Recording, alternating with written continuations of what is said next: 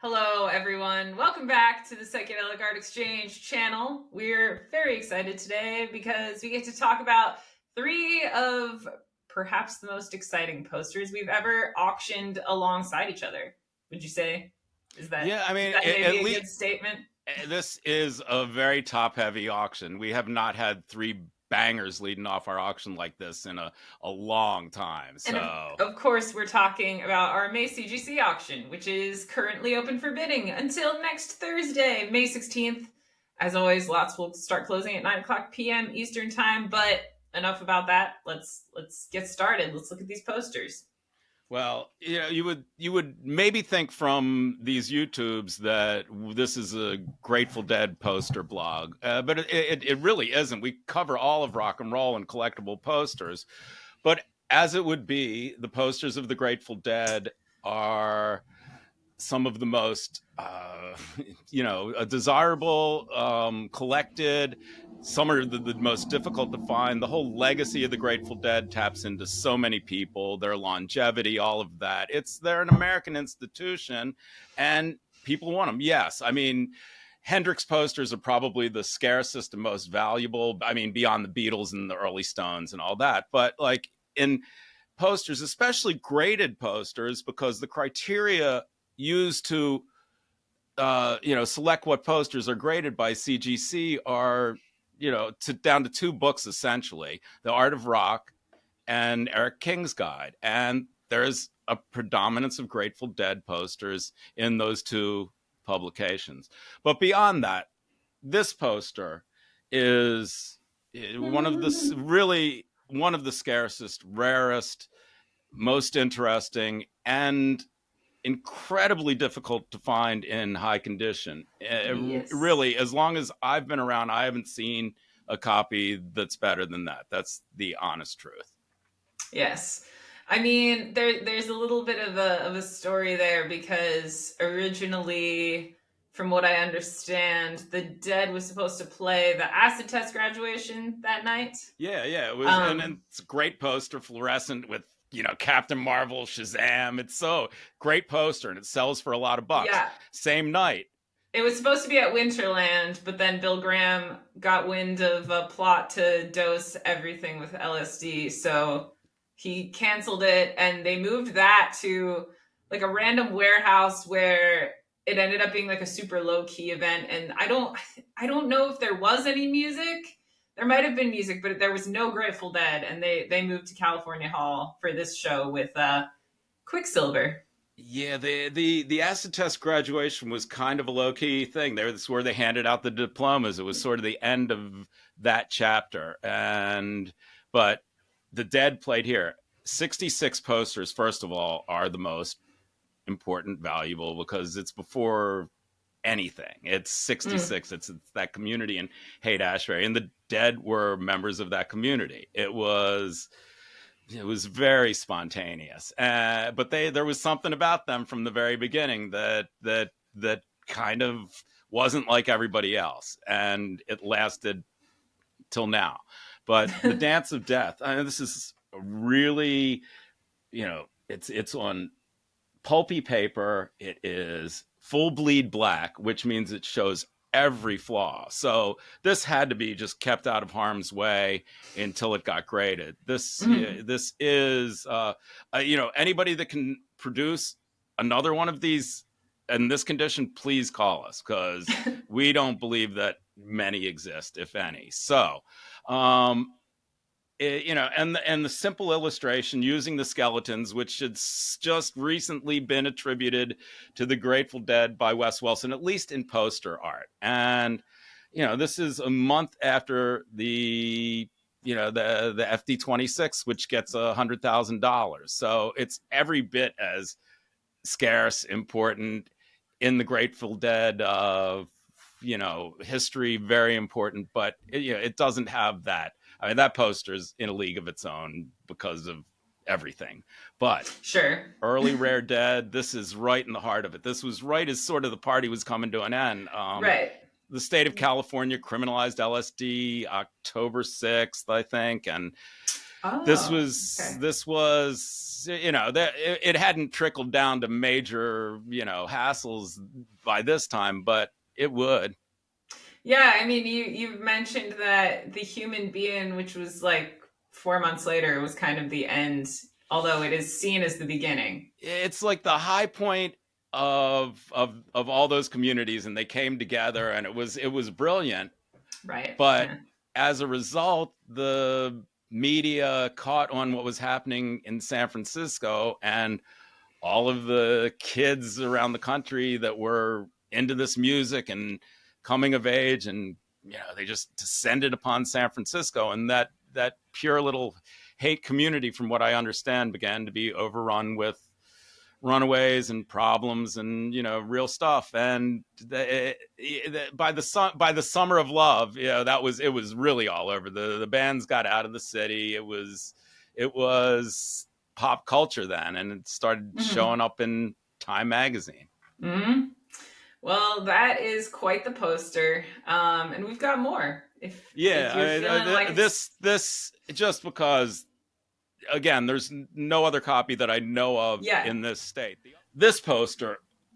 So notice the Quick and the Dead, their tour, one of their first real official tours of the Pacific Northwest. Hmm. The poster was done by George Hunter of the Charlatans. Yeah. It's got that whole Old West motif. Before the internet and eBay and all that, in the early days of collecting this was a highly chased poster. This was a poster that at least the people that I was talking to about posters wanted. This Mm. one, yeah, Tripper Freak, obviously the FD-26, all that, yeah, 66, 67 cool stuff. The Acid Dropper, of course. The Hmm. ones really that rose to the top. Now, there are a couple examples of these that are in prime condition. There must have been a few that were kept out of hand's way. This was a tour. There Right. were a bunch of different venues. I can't recall them Oh offhand. yeah, well, I got you. There's the Eureka Municipal Auditorium in Eureka, California, which is where the tour started. Then they went to Seattle, played at the Eagles Auditorium. Then this was the third show, which is why this is actually the OP3. Um, then there was the EMU Ballroom in Eugene, Oregon. They went back to Portland and played at the Crystal Ballroom, and then it ended in South Oregon College Gym in Ashland, Oregon. So heavy on Oregon. One Seattle show, one California show, and this one is from Portland State College. Yeah, and again, the whole association between the Pacific Northwest and the San Francisco hippie scene is pretty well established. Kesey and the Pranksters moved up to Oregon, and a lot Right. of when the hate got overrun, a lot of those original freaks moved up to Oregon and the Pacific Northwest. So it's all Yeah, connected, and it's still very that culture is ingrained in that area presently. it So, is. Yeah. but this is a poster's not to be missed. I mean, it is really, the results previously have been kind of all over the place, but there's not too many of them out there. Yeah, there may be a stack of pristine ones like this, but would you want anything else?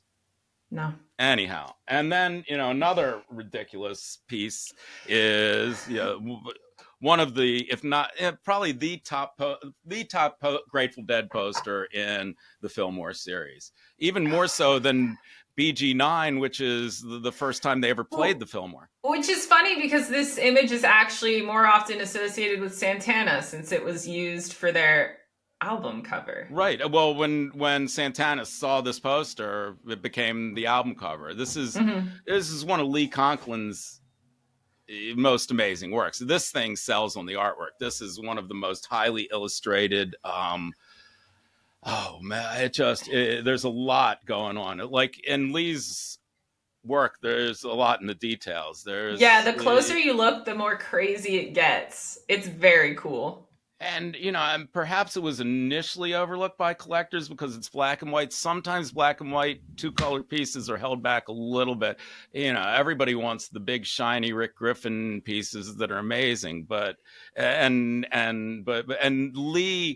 is he was just a brilliant pen and ink guy, and it comes out here. This is for the art alone. And so anyhow, this piece has gotten big results. This one's signed by Lee. It's in a CGC 9.8 holder. I think it hit around 30 in a heritage sale. Yeah, the high watermark is from November 2022, so not so long ago, for 32,500. And since then it's sold, in the 5-figure range multiple times. So that's kind of the standard, and this one's signed. Yeah, this has established itself. Again, this is not anywhere in the scarcity realm of the Dance of Death, but it's a essential Grateful Dead poster. And if you're into the quality game, if you're into the grades, if you're into CGC, not everybody is. Everybody's got their own way to collect. Not everybody's into the Grateful Dead. I know, I can't imagine it, but I've had many discussions from a lot of really, heavy music freaks that just never got it. But yeah, it's a thing, yeah. Yeah, and it's fine. This is why they make vanilla chocolate and strawberry, man. But it's the Grateful Dead. I found everything in, just about every musical thread I found through the Dead and the Almonds and Zappa and the Beatles, whatever I got when I was 12 through 15 became where I branched out everywhere from there. Yeah, and I mean, I know you wanted to talk a little bit about CGC before we sign off, just in the sense that, high grade posters are really what is, motivating buyers to buy a CGC at this point in time. Yes, we're still in the evolutionary phase of people accepting certification and grading, and for various reasons, this controversial way to sell posters in some people's minds, merits some discussion. And there's lots of roads we can go down talking about that. All I really want to say is, first of all, the restoration check's a real serious thing, that you're getting a piece that hasn't been messed with and it. That's what, anything else, this holder does that. But beyond that, yes, most of the buyers are gravitating towards the high grades. So we've thrown heavy pieces into lower graded holders before, and I don't know if there's much difference between that and offering them raw. The thing is building and getting traction, but just as it is now, the big buyers that are spending are gravitating towards the high end. So these are 3 stellar Grateful Dead posters, and they are, this is the sale of the year for us. So far, it's the year's still young. And it's yours to bid in. Again, lots are open until Thursday, May 16th at 9:00 p.m. Eastern time. And all the links are in the description below. And thank you again for joining us. Well, 1 minute before we go, I have a surprise plug. I just got in the mail yesterday. Trash Sound Conglomerate 7-inch. This is Katie's band. It's signed. It is in. Wait a minute. There's got liner notes. It's on red vinyl. Go out and buy your copy. This is a good record. You're gonna have to do some internet sleuthing, because I won't be putting the link to that down there. But proud Papa moment. And it is signed. It is numbered. So we got the future collector's item. Come on. Thanks for joining us, and please comment, and subscribe. We'd love to hear from you. We'll be back again real soon with more posters. Thank you so much.